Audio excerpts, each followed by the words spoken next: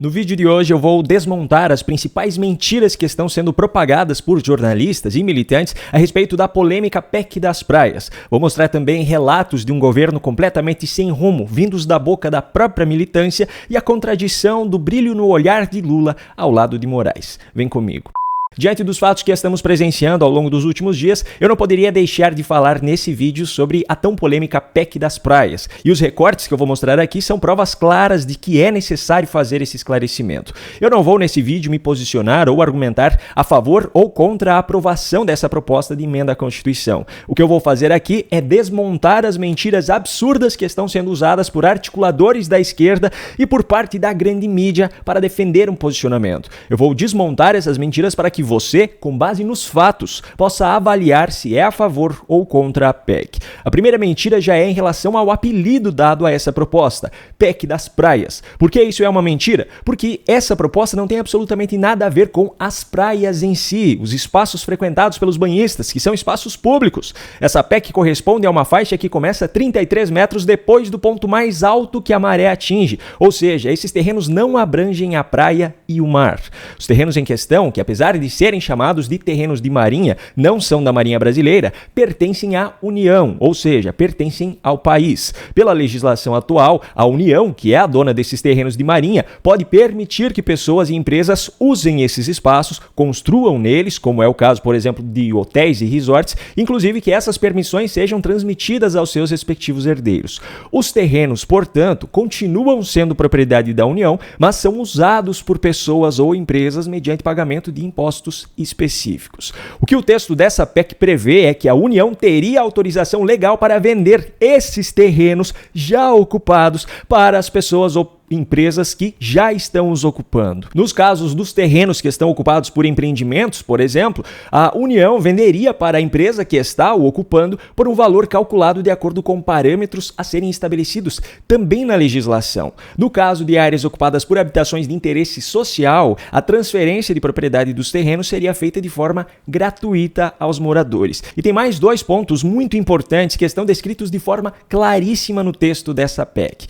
Primeiro, não serão vendidas, ou seja, continuarão sendo propriedade da União, as áreas que são ocupadas hoje por serviços públicos federais, inclusive as destinadas à utilização por concessionárias e permissionárias de serviços públicos, também as unidades ambientais federais, bem como as áreas que hoje não são ocupadas. Segundo, as áreas hoje ocupadas pelo serviço público estadual ou municipal serão transferidas para os seus respectivos estados e municípios. Resumindo então, os terrenos já ocupados, onde já há construções, empreendimentos privados em funcionamento, poderão ser vendidos aos seus respectivos ocupantes por um valor calculado de acordo com a legislação.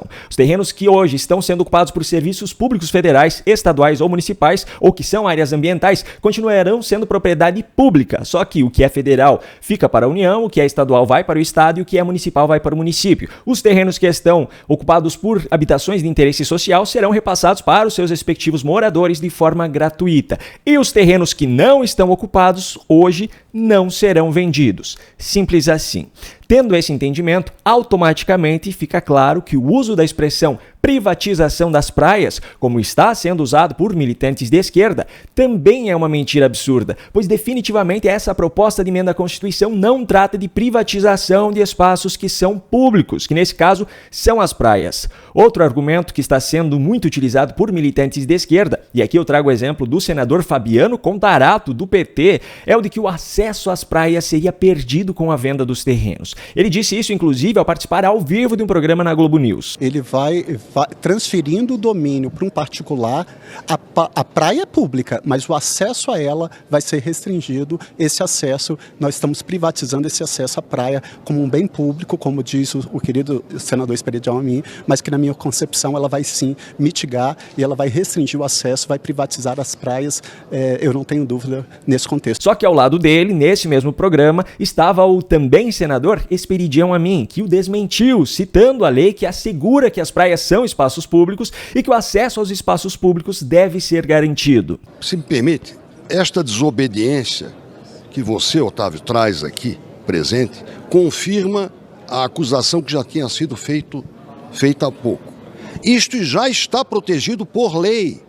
7661 fala que o bem público de uso comum do povo obrigatoriamente tem que ser acessível. A lei citada pelo senador Esperidião, a número 7.661, de 16 de maio de 88, institui o Plano Nacional de Gerenciamento Costeiro e dá outras providências. O artigo 10 dessa lei diz o seguinte: as praias são bens públicos de uso comum do povo, sendo assegurado sempre livre e franco acesso a elas e ao mar, em qualquer direção e sentido, ressalvados os trechos considerados de interesse de segurança nacional ou incluídos em áreas protegidas por legislação específica. Ou seja, com exceção das áreas consideradas de interesse de segurança nacional, que são controladas pelas Forças Armadas, todas as praias brasileiras são públicas e o acesso a elas é garantido por lei. E também, francamente, é muito fácil resolver esse problema de acesso. Em várias cidades já há avenidas beira-mar que ficam entre os terrenos de marinha e a praia e, portanto, garantem o acesso direto à praia. Em outras cidades há ruas perpendiculares ao mar que terminam na praia, também garantindo o acesso por vias públicas. E nos locais onde os terrenos de marinha, que são os terrenos em questão nessa PEC, estão entre as vias públicas e a praia, o acesso pode ser garantido no momento da demarcação desses terrenos e da sua regularização. É possível que esses terrenos sejam divididos de forma que entre eles fiquem espaços públicos de passagem, ou mesmo que os terrenos sejam consecutivos, é possível prever nas matrículas desses terrenos, que são as suas respectivas documentações legais, servidões de passagem. As servidões de passagem são espaços que, no documento do terreno, constam como privadas, ou seja, fazem parte da propriedade, mas nelas nada pode ser construído. Portanto, a legislação já garante, e mesmo que essa PEC seja aprovada, continuará garantindo as praias como espaços públicos e o livre acesso a elas. A PEC não privatizará praia nenhuma, não impedirá o acesso a praia nenhuma e também não permitirá que sejam vendidos terrenos que não estão ocupados hoje ou que são ocupados por serviços públicos. Mas tem um ponto específico a respeito dessa PEC que está por trás de todo esse alvoroço criado pelos militantes de esquerda. O relator dessa proposta no Senado é Flávio Bolsonaro, que já se posicionou a favor dela. Para os militantes de esquerda, isso é motivo suficiente para que, seja a proposta vantajosa ou não para o povo, eles já se posicionem contra ela. E com isso arrumem qualquer argumento que possa ser empurrado goela abaixo nos cidadãos através da grande mídia para manipular sua opinião contra a proposta. Para você ter uma ideia do nível em que a militância chegou, pseudo-jornalistas da Globo News fizeram até ataques pessoais a Neymar e usaram isso como argumento contra a PEC, porque Neymar defendeu a sua aprovação. E eu vou acrescentar aqui um nome a essa visibilidade que o Trigueiro ressaltou da relatoria ter ido para o senador Flávio Bolsonaro. O fato dessa medida, e vamos chamar de privatização das praias, ter num defensor o Neymar, também facilita esse engajamento. Que o Neymar, por uma série de atitudes que ele tomou e não tomou na vida, ele é o nosso malvado favorito.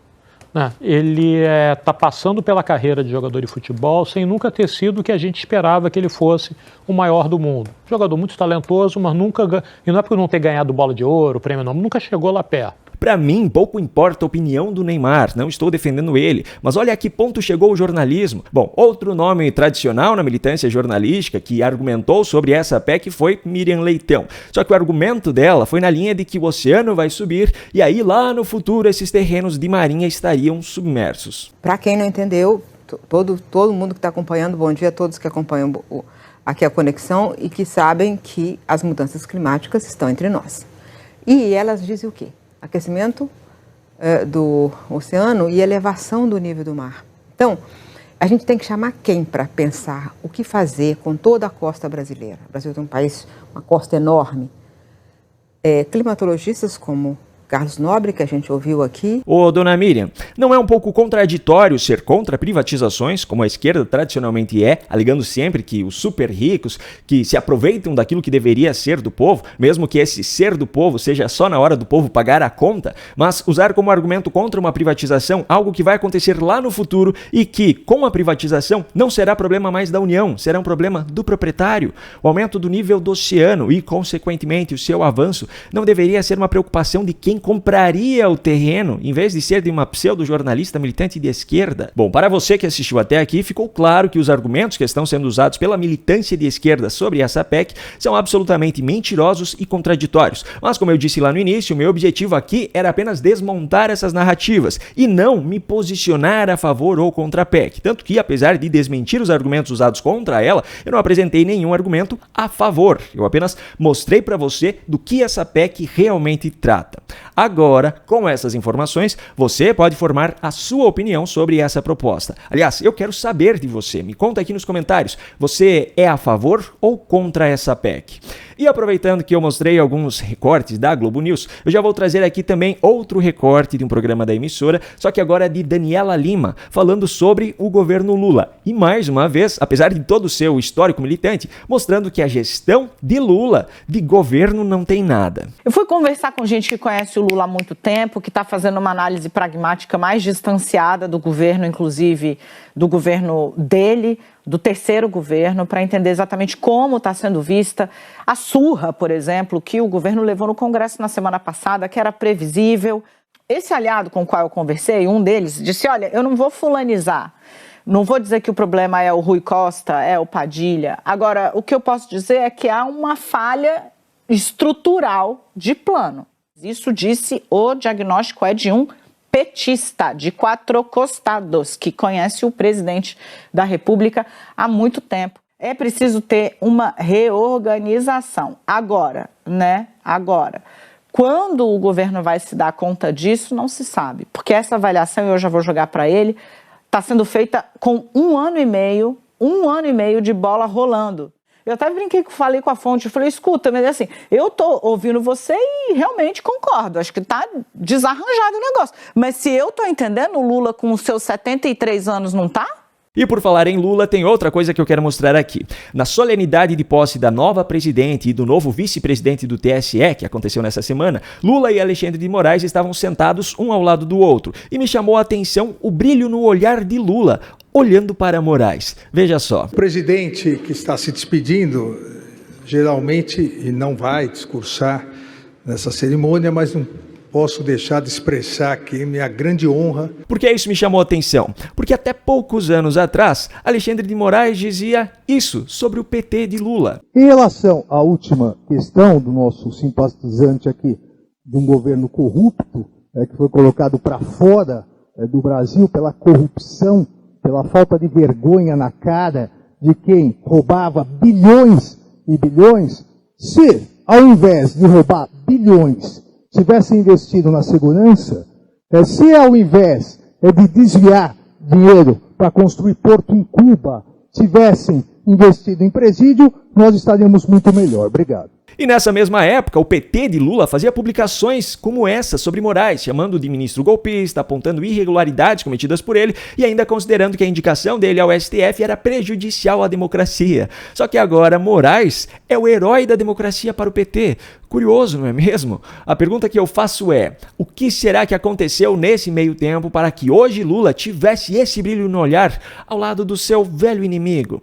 Bom, enquanto não descobrimos a resposta, você pode ajudar as vítimas das enchentes no Rio Grande do Sul através da vaquinha do Badim, cujo link está aqui na descrição do vídeo. Também aqui na descrição você encontrará o link de um curso de ChatGPT e outras ferramentas de inteligência artificial que, além de facilitar a sua vida, vão garantir que você se mantenha competitivo no mercado. Afinal, logo chegará o momento em que esse conhecimento será pré-requisito para contratações. E também o link de um curso sobre como fazer cortes de vídeos para gerar receita para você, sem que você precise aparecer nesses vídeos, utilizando, por exemplo, o meu conteúdo para fazer esses cortes. Ambos os cursos têm 7 dias de garantia para que você solicite reembolso integral se não ficar satisfeito com as aulas.